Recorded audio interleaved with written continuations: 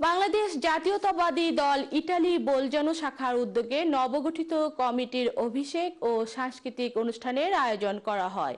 বিস্তারিত থাকছে ইতালি প্রতিনিধি এমদাদুল হক এমদাদের রিপোর্টে। বাংলাদেশে এখন একনায়কতন্ত্র কায়েম করতে আওয়ামী সরকার মরিয়া হয়ে উঠেছে। তাই প্রবাস থেকে শেখ হাসিনাকে ক্ষমতা থেকে হটাতে দুর্বার আন্দোলন গড়ে তোলার আহ্বান জানিয়েছেন বাংলাদেশ জাতীয়তাবাদী দল বোলজানো শাখার নবগঠিত কার্যকরী কমিটির অভিষেক ও সাংস্কৃতিক অনুষ্ঠানে বিভিন্ন নেতাকর্মীরা। গত 7 ডিসেম্বর রবিবার সন্ধ্যা 6টায় ইতালির বোলজানো স্থানীয় এক হলরুমে মোহাম্মদ আলমের কোরআন তেলাওয়াত ও শিশু শিল্পীরা জাতীয় সঙ্গীত পরিবেশন করে। পরে সংগঠনের সভাপতি মুখলিসুর রহমান কামালের সভাপতিত্বে সাধারণ সম্পাদক উজ্জ্বল খলিফার পরিচালনায় প্রধান অতিথি হিসেবে বক্তব্য রাখেন ইতালি বিএনপি সাবেক ভারপ্রাপ্ত সাধারণ সম্পাদক খন্দকার নাসির উদ্দিন।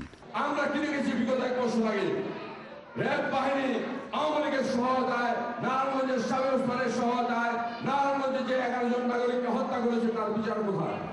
আরও বক্তব্য রাখেন ইতালি বিএনপি সাবেক সম্মানিত সদস্য দেলোয়ার হোসেন দয়াল। প্রধান বক্তা ছিলেন বোলজানো বিএনপির প্রধান উপদেষ্টা শফিকুল ইসলাম, উপদেষ্টা সরকার মোহাম্মদ আজাদ, ভেনিস বিএনপি সাধারণ সম্পাদক কামরুজ্জামান বাবু, বেরগামো বিএনপি সভাপতি শফিকুল ইসলাম তুহিন, ব্রেশিয়া বিএনপির ভারপ্রাপ্ত সাধারণ সম্পাদক আনোয়ার হোসেন, ফিরেজ বিএনপি সাধারণ সম্পাদক ওমর ফারুক, মিলান বিএনপির মহিলা সম্পাদিকা ফেরদৌসী আক্তার পলি, মোহাম্মদ নাসির প্রমুখ। বক্তারা বর্তমান সরকারের কঠোর সমালোচনা করে শেখ হাসিনাকে পদত্যাগ করে নতুন নির্বাচন দেওয়ার আহ্বান জানান। পরে নবগঠিত কার্যকরী কমিটির সকল সদস্যদের সবার সামনে পরিচয় করিয়ে দেওয়া হয়।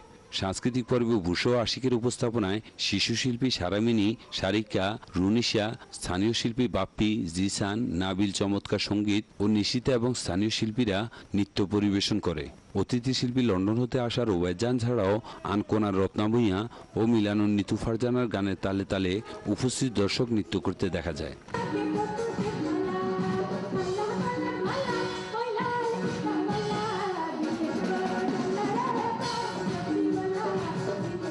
ইতালির বোলজানো থেকে এমদাদুল হক এমদাদ, চ্যানেল আই।